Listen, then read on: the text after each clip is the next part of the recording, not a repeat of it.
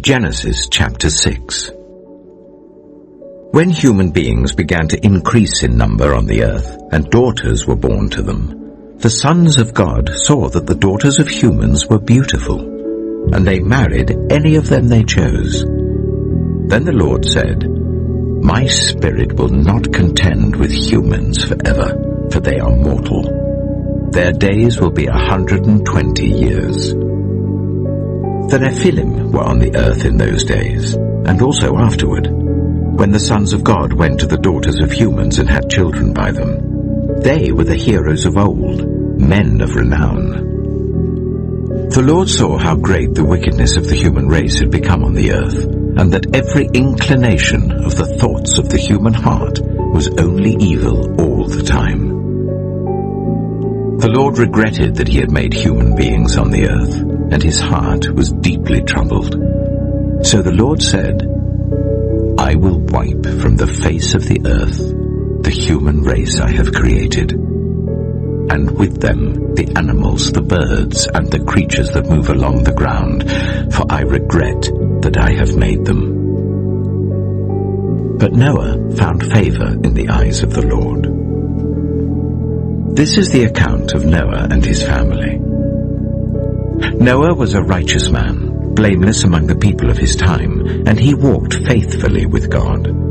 Noah had 3 sons, Shem, Ham, and Japheth. Now the earth was corrupt in God's sight, and was full of violence. God saw how corrupt the earth had become, for all the people on the earth had corrupted their ways. So God said to Noah, I am going to put an end to all people, for the earth is filled with violence because of them. I am surely going to destroy both them and the earth. So make yourself an ark of cypress wood, make rooms in it, and coat it with pitch inside and out. This is how you are to build it.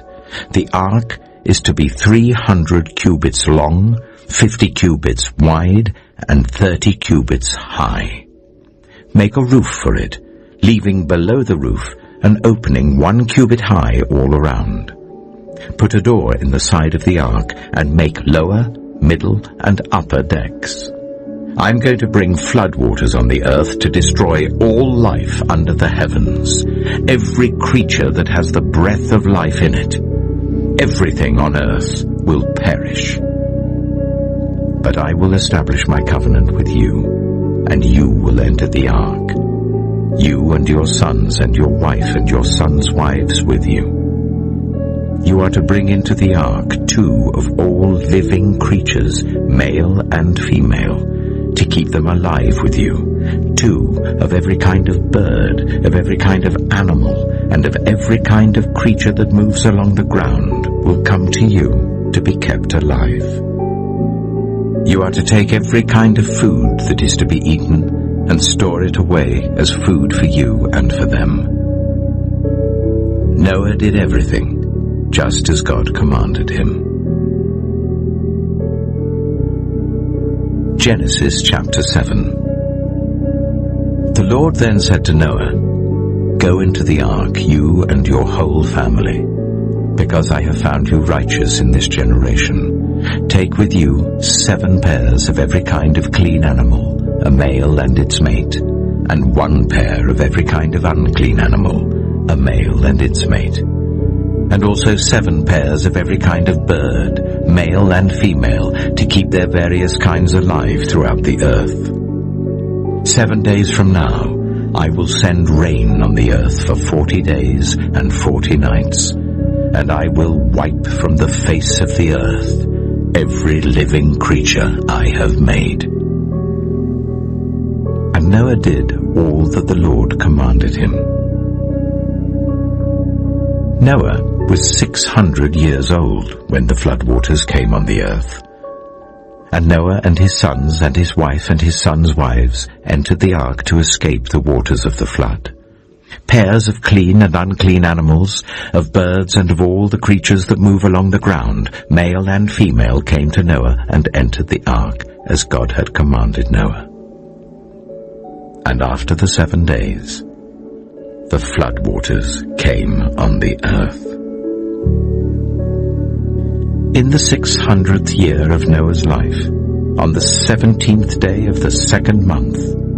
On that day, all the springs of the great deep burst forth, and the floodgates of the heavens were opened, and rain fell on the earth 40 days and 40 nights. On that very day, Noah and his sons, Shem, Ham, and Japheth, together with his wife and the wives of his 3 sons, entered the ark. They had with them every wild animal according to its kind, all livestock according to their kinds, every creature that moves along the ground according to its kind, and every bird according to its kind, everything with wings. Pairs of all creatures that have the breath of life in them came to Noah and entered the ark. The animals going in were male and female of every living thing, as God had commanded Noah. Then the Lord shut him in. For 40 days the flood kept coming on the earth. And as the waters increased, they lifted the ark high above the earth. The waters rose and increased greatly on the earth, and the ark floated on the surface of the water. They rose greatly on the earth, and all the high mountains under the entire heavens were covered. The waters rose and covered the mountains to a depth of more than 15 cubits. Every living thing that moved on land perished. Birds, livestock, wild animals, all the creatures that swarm over the earth, and all mankind. Everything on dry land that had the breath of life in its nostrils died. Every living thing on the face of the earth was wiped out. People and animals and the creatures that move along the ground and the birds were wiped from the earth. Only Noah was left, and those with him in the ark. The waters flooded the earth for 150 days. Genesis chapter 8. But God remembered Noah and all the wild animals and the livestock that were with him in the ark. And he sent a wind over the earth, and the waters receded. Now the springs of the deep and the floodgates of the heavens had been closed, and the rain had stopped falling from the sky. The water receded steadily from the earth. At the end of the 150 days, the water had gone down. And on the 17th day of the 7th month, the ark came to rest on the mountains of Ararat. The waters continued to recede until the 10th month, and on the first day of the 10th month, the tops of the mountains became visible. After 40 days, Noah opened a window he had made in the ark and sent out a raven, and it kept flying back and forth until the water had dried up from the earth. Then he sent out a dove to see if the water had receded from the surface of the ground. But the dove could find nowhere to perch because there was water over all the surface of the earth. So it returned to Noah in the ark. He reached out his hand and took the dove and brought it back to himself in the ark. He waited 7 more days and again sent out the dove from the ark. When the dove returned to him in the evening, there in its beak was a freshly plucked olive leaf. Then Noah knew that the water had receded from the earth.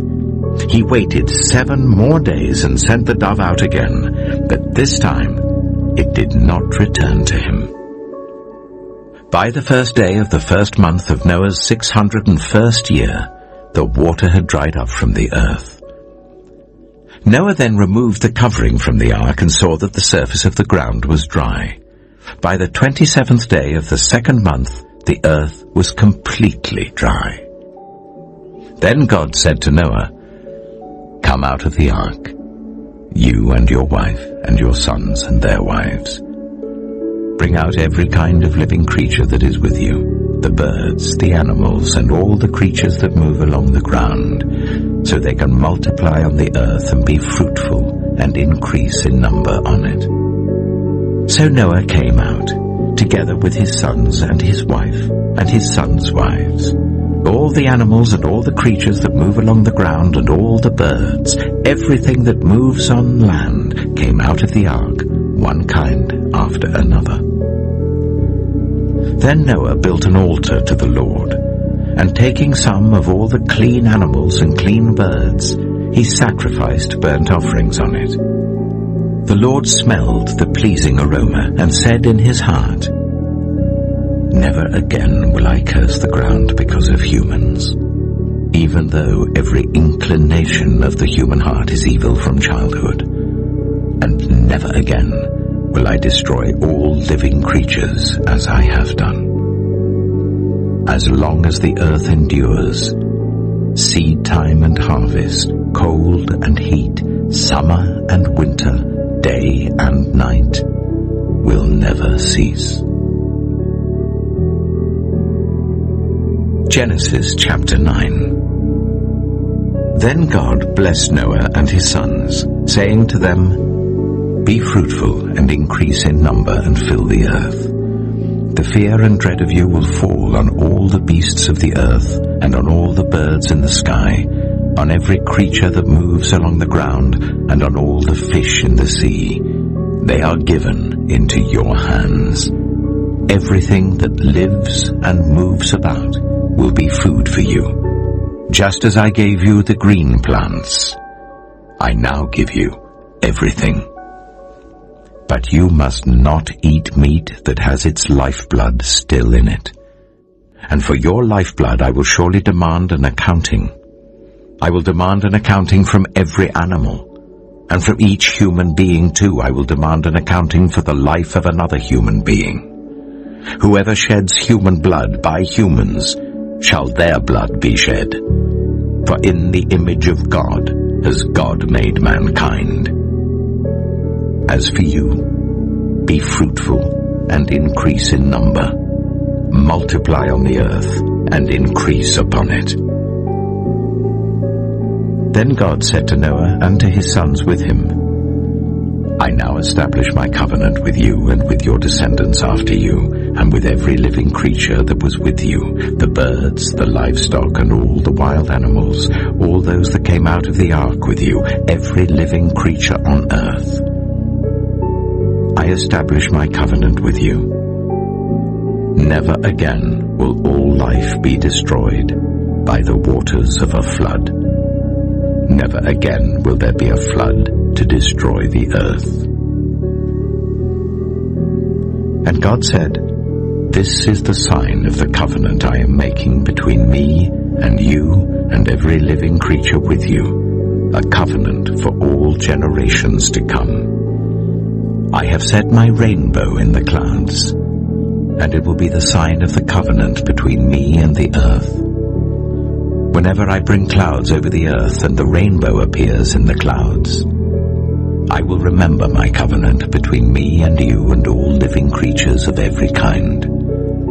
Never again will the waters become a flood to destroy all life. Whenever the rainbow appears in the clouds, I will see it and remember the everlasting covenant between God and all living creatures of every kind on the earth."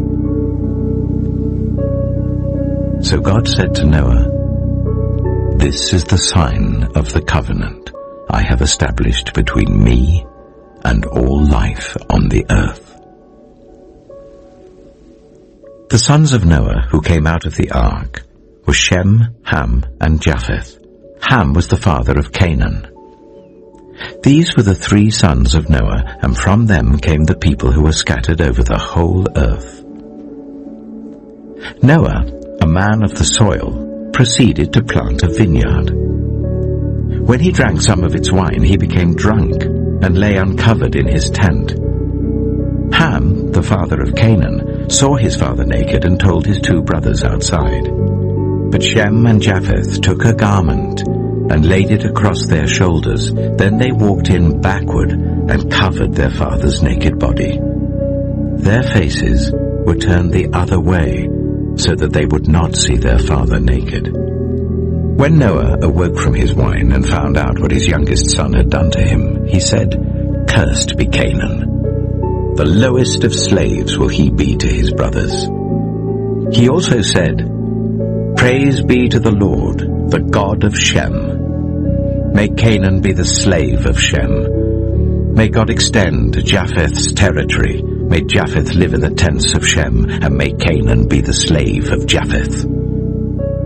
After the flood, Noah lived 350 years. Noah lived a total of 950 years, and then he died.